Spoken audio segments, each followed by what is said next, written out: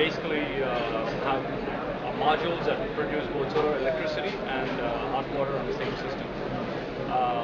So because of the way we've optimized the cost and the energy production, we're able to get 75% efficiency on one side, and on the cost side, we're able to optimize things. So when we put both together, we're able to get 3 to 5 year payback in an unsubsidized market.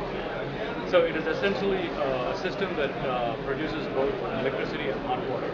So we size ourselves to the hot water loads at customer sites, which means that we are a hot water company. You can think of us as a hot water company that produces electricity. And we are a 2-year-old startup based in California now, and we are expanding internationally. Our priority market, number 1 priority market internationally has been India, and we've made inroads into the Indian market. We have our first customer, and we are talking to channel partners and IPC companies and all that to ramp our technology. One is, what do you see as the potential in India? Oh, the Indian solar market is huge. Where our focus is going to be is in terms of distributed generation. Solar is everywhere. It is available everywhere, and there are going to be rural places and isolated, non-grid connected as well as grid connected, but where the grid doesn't serve properly. There is a huge potential for that as well. So given this, we believe that the market here is expanding. It's major. But one of the big issues with the segment is that if you look at solar hot water market as such, a big portion of the market is on the low temperature hot water side. But a large focus has been on the CSP side of things, where the concentrated solar power, they are in competition with the PV business to produce electricity. So our focus is not on that high temperature segment. Our focus is on the low temperature segment. And on the low temperature segment, the existing technologies for solar hot water is these flat plates where you have copper tubes that are running through, they're insulated, or evacuated tubes. Now with both of these, you use a lot of copper, and so copper commodity pricing is very, very expensive. Prices only continue to go up. Because of that, there is no cost reduction that happens over time. If you compare PV, PV has a silicon prices that have been declining, so there is a cost reduction there. Whereas here, there is no cost reduction curve. In fact, cost is going up.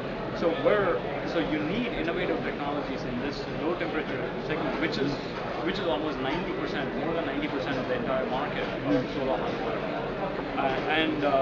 Given that, our technology is an innovative technology which plays in a low temperature, where by producing electricity and hot water, we are much better in terms of economics and technical. Now, typically your solar hot water in that segment has two issues. Solar hot water technologies as such is very, very not a very glamorous business. It's very unsexy, and installation is very, very complex. You have to size your pipes, your tanks, your heat exchangers, expansion tanks, and if it gets to be very hot, over time things start leaking, and you have to worry about all this. Right? And all this is because of a technical issue called stagnation. Now, stagnation is a condition where your panel can overheat, and because of that, the water that you produce is not consumed. When the water is not consumed and you overheat, it results in all these issues. And the second issue with existing solar hot water panels is that the value of heat is much lower than the value of electricity. So which is why everybody focuses on electricity and not this. So the way our solution approaches this is, because we are a concentrated tracking solution, we don't stagnate. We can just defocus and turn away from the sun. Automatically our system does that. On the second side, by converting some of the units of heat that we could produce, by converting those into electricity, we are producing a higher value output. Right? So because of that, from the economic side, we are much better. So our system actually improves the economics of solar hot water and resolves the technical issue. So because of these two reasons, we are very well positioned in that space, which is actually looking.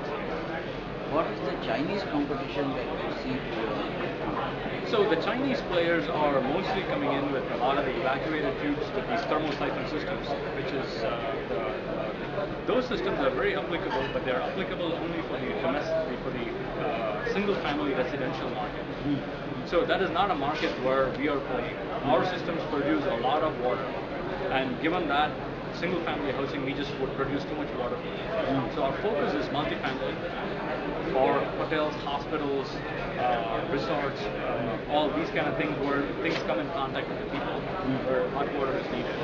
Or on the food segment, anything that you eat pretty much comes in food, beverages, cleaning, bottling plants, wine, cheese, milk, all these kind of plants. And on the industrial side, you have paper and pulp, textiles, mining, etching, metal etching, things like that.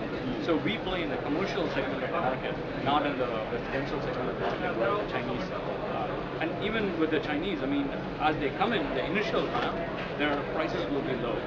But once the for these flat plate collectors, once you come in with the bottom price, they will not be able to lower the price even more. It can only go up because commodity copper pricing will go up. So we don't feel necessarily pressured by that market because we are not in a single family residential market.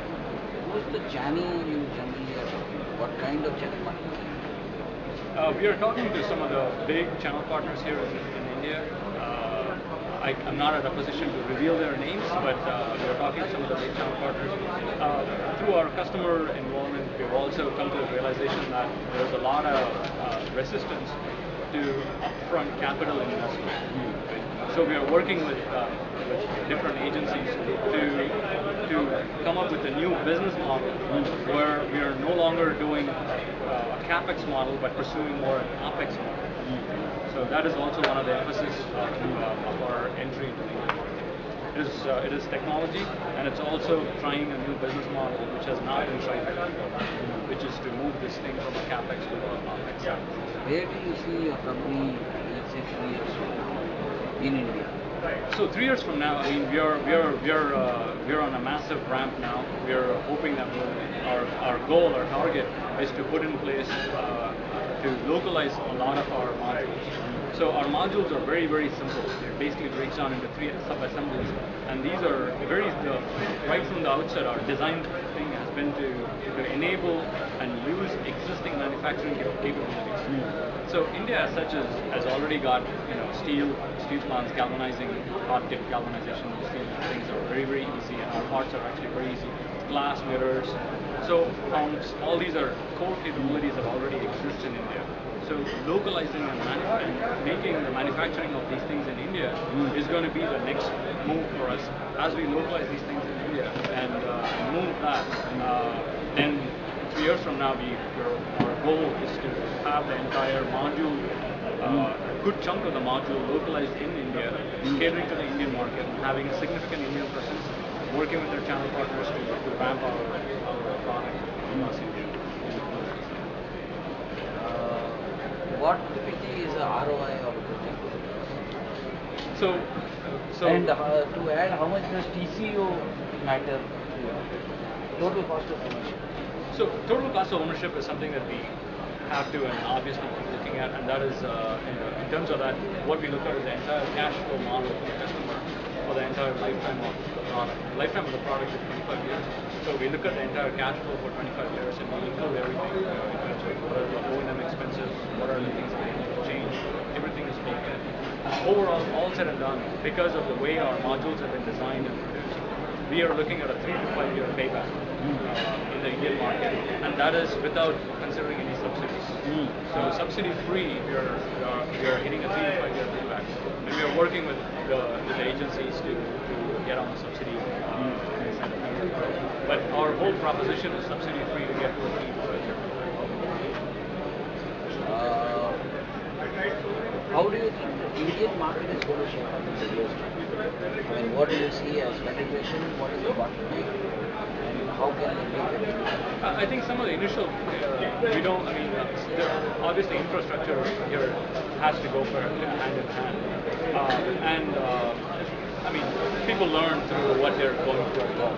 the whole reverse bidding scheme has come in, and that's bringing on a whole bunch of things. And fundamentally, I think the Indian market needs to also realize that the biggest chunk of the market is on the low temperature segment, not on the high temperature segment. And along that side, I see CSP technologies will have to figure out a way to compete versus PV if they're in the power generation side of things. Where we come in is because we use standard PV cells, what helps drive down the cost of the standard PV cells also helps us. We use standard PV cells with the custom metallization. So our cost curve is all baked in. Coupled with infrastructure and some of these moves, we believe that we will be very well positioned.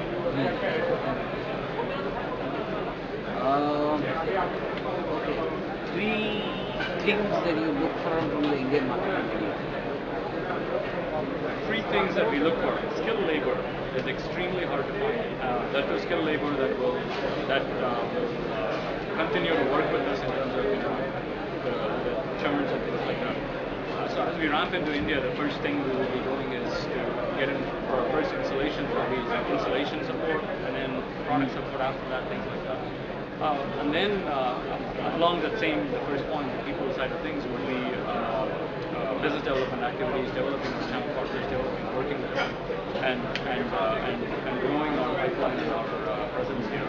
And the second point would be along the lines of vendors. This is our first immediate step. The next step would be as we localize our parts here, we'll be scouting for vendors who can do this thing. And the third thing would be to put it all together and ramp the thing in. So there, we'll be looking at an overall presence here, what kind of